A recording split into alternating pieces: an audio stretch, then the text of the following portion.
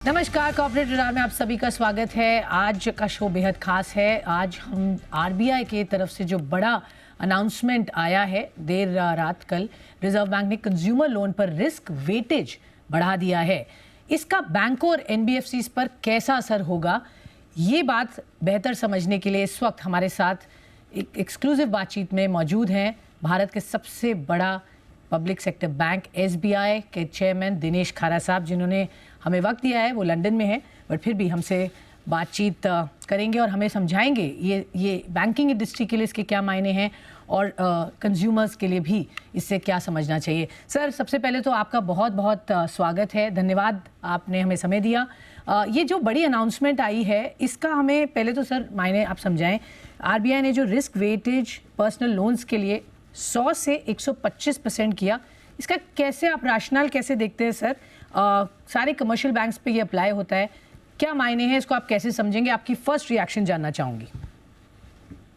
देखिए, ऐसा है कि थोड़ा आरबीआई इस बारे में कुछ कंसर्न्स तो ऑलरेडी एक्सप्रेस कर ही रहा था कि जिस तरह की ग्रोथ अनसिक्योर्ड लोन्स में हो रही है, तो उसके चलते जो है बहुत से एनबीएफसीज वगैरह में ग्रोथ अनसिक्योर्ड लोन की ग्रोथ काफ़ी अधिक थी, जो कि कई एनबीएफसीज में तो 20% तक की ग्रोथ भी थी ये। तो उसके चलते जो है थोड़ा क्रेडिट क्वालिटी के लिए कंसर्न था, तो इसलिए आरबीआई द्वारा ये अनसिक्योर्ड क्रेडिट के ऊपर जो रिस्क वेट है, ये 125% किया गया है, जो कि अगर इसको एक कॉन्टेक्स्ट में आपको बतलाना चाहूँगा कि कोविड से पहले भी ये रिस्क वेट 125% ही हुआ करता था। कोविड के दौरान इसको 100% किया गया था और वो अभी चल रहा था। तो इम्पैक्ट ये होगा कि अपनी लोन ग्रोथ को सपोर्ट करने के लिए एनबीएफसीज को या बैंकिंग सिस्टम को और अधिक कैपिटल ईयरमार्क करना पड़ेगा अनसिक्योर्ड लोन्स के लिए। सर, तो ये एक स्टेप लिया गया आरबीआई को, जहां ये कंसर्न्स दिख रहे थे उसको एड्रेस करने के लिए ये एक माध्यम था। सर, यही एक माध्यम था, इसके अलावा और कुछ नहीं किया जा सकता था? आपने जैसा बताया कि पहले प्री कोविड लेवल्स पे ये 125 ही हुआ करता था, तो ये वापस जाना आपके हिसाब से यही विकल्प बेहतर है या कुछ और हो सकता था? मेरे विचार में यही विकल्प बेहतर है, क्योंकि जो भी अगर जितना ज़्यादा इन सब से लोन्स में अगर कोई रिस्क है, तो उसको एड्रेस करने के लिए कैपिटल ही एक बेहतर विकल्प हुआ करता है। तो उस तरह से रिस्क वेट को बढ़ाना एक सही स्टेप माना जाएगा इस डायरेक्शन। सही स्टेप है, सेक्टर के लिए अच्छा है, क्वालिटी एसेट क्वालिटी के लिए बेहतर है। सर, जो आरबीआई ने इंक्रीज ये किया, इससे मैं अब इम्पैक्ट CET1 रेशियो पर क्या होगा आपका? कितना करंट CET1 रेशियो है? क्योंकि मैक्वायरी और बाकी रिपोर्ट्स भी आप देख रहे होंगे, तो CET1 उनका कहना है कि फॉर एग्जांपल एसबीआई के लिए वो रिड्यूस हो जाएगी बाय 29 बेसिस पॉइंट। थोड़ा हमें ये समझाइए, इसका इम्पैक्ट क्या होगा? देखिए, ऐसा है कि हम लोगों ने अभी जो है जो हाफ ईयरली प्रॉफिट है वो भी अकाउंट फॉर नहीं किया है फॉर आवर सीईटी, बट लेकिन हम लोगों का करार जो है अभी कैपिटल रेशियो जो है वो अभी 14.28% है, और अगर हम उसमें हाफ ईयर का प्रॉफिट ऐड कर दें तो वो 15.37% हो जाता है। और इसका जो इम्पैक्ट है वो अगर रेकन करेंगे, तो अनसिक्योर्ड लोन का इम्पैक्ट जो है हमारे लिए तकरीबन तकरीबन तकरीबन 25 से 30 बेसिस पॉइंट तक का आएगा। तो आप देखिए कि अगर 109% जो हमारा प्रॉफिट था, अ, उसमें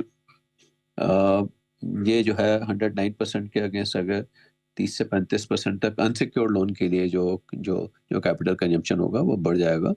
तो वी हैव सफिशिएंट रूम जिससे कि हम अपनी अपनी ग्रोथ रिक्वायरमेंट्स को मीट आउट कर सकते हैं। Sure, okay. तो आप कह रहे हैं कि ये क्योंकि आपके जो नंबर्स आपने बताया उससे ज़्यादा फर्क नहीं पड़ेगा, लेकिन क्योंकि CET रेशियो क्लियरली आप कह रहे हैं थोड़ा तो फर्क आएगा ही, हिट होगा, तो उसकी वजह से जी। क्या फंड रेज करने की ज़रूरत पड़ सकती है सर? अगर हाँ, तो कितना नहीं, फंड हमारे आपको? पास अभी जो है अभी तो जी, हमारे पास काफ़ी कुशन अवेलेबल है, तो ओके, ऐसी कोई, लेकिन अगर ज़रूरत होगी तो हम अपना 81 हम लोगों ने रेज़ करना है इस साल में, तो वो जब रेज़ करेंगे तो उसमें we will account for okay, that. वैसे ऐसी कोई आवश्यकता है नहीं, क्योंकि जैसा मैंने कहा कि अगर हम हाफ ईयर का प्रॉफिट भी रेकन करते हैं, तो वो ही जो है उससे ज़्यादा हमारा जो है वो कैपिटल एडिक्वेसी के पॉइंट ऑफ व्यू से वो बेहतर होगा। तो डेफिनेटली यहाँ कंफर्टेबल है। इनफैक्ट मैं ये कहूँगा कि अनसिक्योर्ड लोन और एनबीएफसी को जो हम लोन देते हैं, वो सब भी अगर हम मिला लें तो वो भी तकरीबन 50-55 बेसिस पॉइंट के करीब इम्पैक्ट हम एक्सपेक्ट कर रहे हैं। और उसके मुकाबले में हमारा हाफ ईयर का प्रॉफिट जो है वो रेकन करते हैं तो 109 बेसिस पॉइंट का हमारा जो जो कैपिटल एडिक्वेसी है वो इम्प्रूव होता है। तो ओवरऑल इसका हम लोगों के लिए, बैंक के लिए कोई विशेष रूप से ऐसा मेजर इम्पैक्ट नहीं है। बिल्कुल, ओके। और मेरा मेरा ये मानना है कि हमारे जितने हमारे पास सोर्सेज अवेलेबल हैं उनके चलते हम अपना लोन बुक को इजीली सपोर्ट कर सकते हैं, ग्रोथ इजीली सपोर्ट कर ओके, तो आप वेल कैपिटलाइज्ड है, ये क्लियर हो गया सर। इससे जी। आरओई और आरओए पे क्या इम्पैक्ट पड़ेगा सर? देखिए, ऐसा है कि जब ये रिस्क वेट बढ़ेगा तो थोड़ा इंटरेस्ट रेट भी बढ़ेगा इन सब लोन्स के ऊपर। तो मेरे को ये लगता है कि आरओई और आरओए में ज़्यादा कुछ इम्पैक्ट नहीं आएगा, बल्कि there could be a chances of improvement only. Sir ये तो क्लियर है कि जैसे आपने कहा अभी कि इंटरेस्ट रेट बढ़ेगा, और यही एक थोड़ी कंसर्न है। अगर इंटरेस्ट रेट बढ़ता है तो थोड़ा सा स्लो डाउन आने की चिंता हो जाती है इकोनॉमी में, तो उसको आप कैसे देख रहे हैं, और कितना interest rate at the current situation आपके हिसाब से यहाँ बढ़ सकता है? चूंकि उस तरह की बैंक्स अभी पास ऑन कैलकुलेशन हम लोगों ने की नहीं है, अभी हम लोगों ने कैलकुलेशन की नहीं है। और वो वैसे भी हम लोगों का जो हम इंटरेस्ट रेट बढ़ाते हैं वो रिस्क क्वालिटी के ऊपर डिपेंड करता है। तो उस बारे में कुछ एक ब्रॉड ब्रश एक कोई इंडिकेशन नहीं दिया जा सकता। ओके, बट इकोनॉमी की जो चिंता है स्लो डाउन की, इससे जो हमने बहुत ज़बरदस्त ग्रोथ देखी थी लोन्स, अनसिक्योर्ड लोन्स की हम बात कर रहे हैं, बट उसकी वजह से एक अच्छा बैंकिंग सेक्टर के लिए पीरियड रहा है, उसमें सर कितना गिरावट इसकी वजह से आप एक्सपेक्ट कर रहे हैं, या थोड़ा आपको लगता है ये एक पीरियड होगा जहां थोड़ा चीज़ें स्टेबलाइज होंगी? मेरा ये मानना है कि ये स्टेप जो है एक बिल्कुल राइट डायरेक्शन है, क्योंकि जो रिस्क इनहेरेंट था इन सब लोन्स में, जिसके लिए कि थोड़ी एनालिस्ट कम्युनिटी को भी कंसर्न रहा करता था, तो उसके लिए और अधिक कैपिटल प्रोवाइड करने से वो रिस्क के लिए कुशन हो जाएगा। तो इसलिए जो है बैंकिंग सिस्टम के लिए I think it's a good step. Sure sir, जो रिस्क वेट बैंक्स को, जो एनबीएफसी को भी लैंड करते हैं, एनबीएफसी फंडिंग के लिए भी इंक्रीज हुई है, तो आपका बैंक चूंकि इसमें है, उसका कितना असर होगा सर? How much bad? वो मैंने ऑलरेडी बताया आपको, जैसा मैंने बताया कि unsecured book plus NBFC lending से सब मिलाकर तकरीबन 55 बेसिस पॉइंट का हम लोगों का इम्पैक्ट आता है। ओके ओके सर, तो थोड़ा इंक्रीज डेफिनेटली आएगा कंज्यूमर इंटरेस्ट रेट पर, जैसा आप बता रहे हैं। हाँ, आरबीआई जब क्योंकि एनबीएफसी का भी कॉस्ट ऑफ फंड्स बढ़ेंगे, और दूसरी बात ये भी है कि शायद एनबीएफसी जो मार्केट से भी फंड्स रेज करने की कोशिश करेंगे थ्रू Okay. बॉन्ड्स, तो वो भी एक ऑप्शन रहेगा। श्योर तो उनका कॉस्ट क्या रहेगा वो ब्लेंडेड कॉस्ट पर डिपेंड करेगा, बॉन्ड का क्या प्राइस फेयर है इनफ, और श्योर। लोन का तो क्या और प्राइस भी एवेन्यूज वो एक्सप्लोर करेंगे फंड रेज के लिए, जैसे जी, आप कह रहे हैं बॉन्ड्स जी। एक विकल्प है, जो कि अच्छा ही है। ये भी एक सरकार चाह रही है इस डायरेक्शन में भी, एनबीएफसीज ये मार्केट भी एक्सप्लोर करें। सर इम्पैक्ट क्या होगा कॉस्ट ऑफ फंड्स और एनआईएम्स पर इसका सर? जैसा मैंने आपसे कहा कि जो कॉस्ट ऑफ फंड्स तो ठीक है, एनबीएफसी का कॉस्ट ऑफ फंड बढ़ेगा। और जहाँ तक बैंक्स में तो जो कॉस्ट ऑफ फंड है वो तो डिपेंड करता है कि आपका डिपॉजिट कॉस्ट क्या है या कॉस्ट ऑफ रिसोर्सेज क्या है। तो उसमें तो ऐसा कॉस्ट ऑफ फंड्स में नहीं कुछ इम्पैक्ट आएगा। निम में इम्प्रूवमेंट हो सकती है अगर आप जो लैंडिंग करते हैं इस तरह के लोन पर, जो अगर आप उसमें इंटरेस्ट रेट बढ़ाते हैं तो आपका निम इम्प्रूव हो सकता है। लवली। सो एनआईएम्स एक्चुअली इम्प्रूव हो सकते हैं, क्योंकि आप कह रहे हैं कि यहाँ पर रेट बढ़ाएंगे तो उसका इम्पैक्ट आपके नेट इंटरेस्ट मार्जिन लोन पर। रेट के ऊपर जी। इसका इम्पैक्ट आ सकता है, ओके डिपॉजिट का तो कोई इम्पैक्ट नहीं होगा। ओके सर, इसका इफेक्ट कब से आप देख पाएंगे? ये इसके जो आज ये जो अनाउंसमेंट हुई है ये इफेक्टिव है, इसका आपको क्या लगता है इम्पैक्ट बुक्स पर कब से नेक्स्ट दिखना क्वार्टर है? के रिजल्ट्स में कुछ इम्पैक्ट आना शुरू होगा। नेक्स्ट क्वार्टर में आने शुरू हो जाए। Okay sir, credit card receivables हमें पर भी भी करंट क्वार्टर जो है दिसंबर की तरफ जो क्वार्टर एंडिंग होगा उसमें कुछ इम्पैक्ट दिखाई देगा। इसी मतलब दिसंबर, okay fair enough, next quarter में आ सकते हैं इसका असर। सर जो इंक्रीज रिस्क वेट है क्रेडिट कार्ड रिसीवेबल्स पर भी है फॉर कमर्शियल बैंक्स, 125 से 150 जो किया है, इसका सर थोड़ा हमें समझाएंगे कैसे इम्पैक्ट होगा क्रेडिट कार्ड बिजनेस? मैक्वायरी का कहना है कि काफ़ी बड़ा है। जी जैसे इम्पैक्ट जो है अनसिक्योर्ड लोन्स का है, उसी तरह का इम्पैक्ट क्रेडिट कार्ड के बिजनेस पर भी होगा। लेकिन हम लोगों के केस में क्रेडिट कार्ड बिजनेस एक अलग कंपनी है, और वो काफ़ी मतलब वेल कैपिटलाइज्ड हैं और हम लोगों ने उसका भी असेस किया है। मिनिमम कैपिटल एडिक्वेसी रेशियो से उनका कैपिटल तकरीबन जो है 200-250% 200-250 बेसिस पॉइंट अधिक है। तो इसलिए मेरे को नहीं लगता कि वहाँ भी कुछ मेजर कोई हम लोगों के यहाँ कोई ग्रोथ में कोई हमारी एबिलिटी टू ग्रो जो है वो किसी भी तरह से अफेक्ट करेगी। क्योंकि सर मार्केट में थोड़ा सा ये क्रेडिट कार्ड्स पर ज़्यादा इसका असर समझने की नेगेटिव पड़ेगा।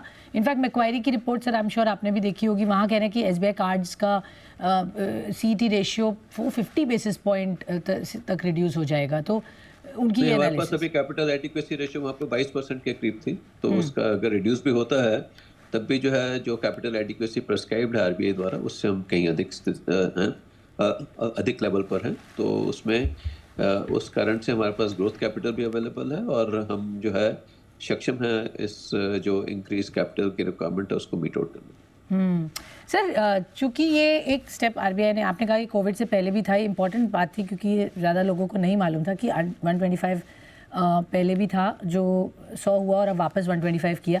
तो ये जो ये स्टेप है ये इनडेफिनिट स्टेप है नाउ या इसकी कुछ टाइमलाइंस हैं फ्रॉम आरबीआई, ये कब तक ये लागू होगा? देखिए ये तो जो है ये तो time to time RBI decide करता है। हाँ। Different I mean quality of assets के लिए क्या रिस्क वेट होना चाहिए, तो ये तो ऐसा कुछ ये तो समय पर आरबीआई की गाइडलाइंस आती रहती है इस विषय में। श्योर सर, ओवरऑल तो ये समझा जा रहा है सही कि ये हमारे पूरे फाइनेंशियल सिस्टम को रोबस्ट करेगा, स्ट्रेंथन करेगा, एसेट क्वालिटी इंप्रूव करेगा, डायरेक्शनली ये अच्छा एक स्टेप है। एक ही जो कंसर्न देखा जा रहा है या समझा जा रहा है मार्केट को जिसकी चिंता है वो ये कि जो हमने एकदम अनप्रेसिडेंटेड ग्रोथ देखी थी बैंकिंग स्पेस में, जिस तरीके की लेंडिंग चल रही थी, वहाँ जो थोड़े से रुकावट आएगी आपके अनुमान से? सर सेक्टर के लिए पूछ रही हूँ, एसबीआई के लिए नहीं। मैं समझ रही हूँ एसबीआई के लिए तो मिनिमम इम्पैक्ट हुआ है, बट बाकी ओवरऑल बैंकिंग स्पेस में आपको लगता है इससे थोड़ा सा हम स्लो डाउन देखेंगे इसकी वजह से? देखिए ऐसा है कि ये एक हमेशा से रेगुलेटर्स जो रहते हैं उन लोगों को इंश्योर करना रहता है कि ग्रोथ जो है वो जो है quality of growth should be good. तो आई थिंक उस एंगल से अगर देखा जाए तो अगर थोड़ा स्लो डाउन होगा भी तो लेकिन क्वालिटी ऑफ ग्रोथ अगर अच्छी होगी तो सिस्टम के लिए अच्छा है। सिस्टम के लिए डेफिनेटली सर अच्छा है, इसमें तो कोई दो राय नहीं है। सर पर्सनल लोन रेट्स यहाँ से कितने परसेंटेज तक बढ़ सकते हैं सर? अभी आई थिंक समय के चलते ही हम लोग इस बारे में कुछ अंदाज लगा पाएंगे।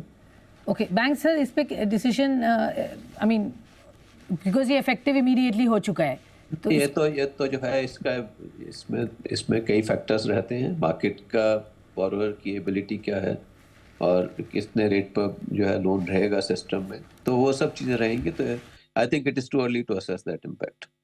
सर क्योंकि हम आपसे बात कर रहे हैं और एसबीआई ने जो ज़बरदस्त प्रदर्शन पिछले कई क्वार्टर्स में दिखाया है, बहुत बढ़िया रहा है ग्रोथ जर्नी स्टोरी आपकी। तो हमारे जो हमें दर्शक है देख रहे हैं, इन्वेस्टर्स हैं जो देख रहे हैं, शेयर होल्डर्स हैं, वो आपसे समझना चाहते हैं सर कि बैंकिंग स्पेस में और स्पेशली एसबीआई के जो टारगेट्स हैं आगे ग्रोथ के, क्या जो परफॉर्मेंस है ये बरकरार है या इससे बेहतर भी हम एक्सपेक्ट करेंगे? किस डायरेक्शन में जा रहा है, थोड़ा आप हमारे दर्शकों को प्लीज़ बताएं बैंक का future when it comes to financials. हमारी कोशिश तो ये है कि हम अपने फाइनेंशियल्स को निरंतर इम्प्रूव करते रहें, उसी डायरेक्शन में हम काम भी कर रहे हैं। ओके, इम्प्रूवमेंट यहाँ पर निरंतर हो, आपका तो सर काम shows more than the words, so I think that's wonderful. Thank you so much sir, आपने हमें समय दिया और हमें अच्छे से समझाया कि ये जो मायने हैं इसके क्या है सेक्टर के लिए।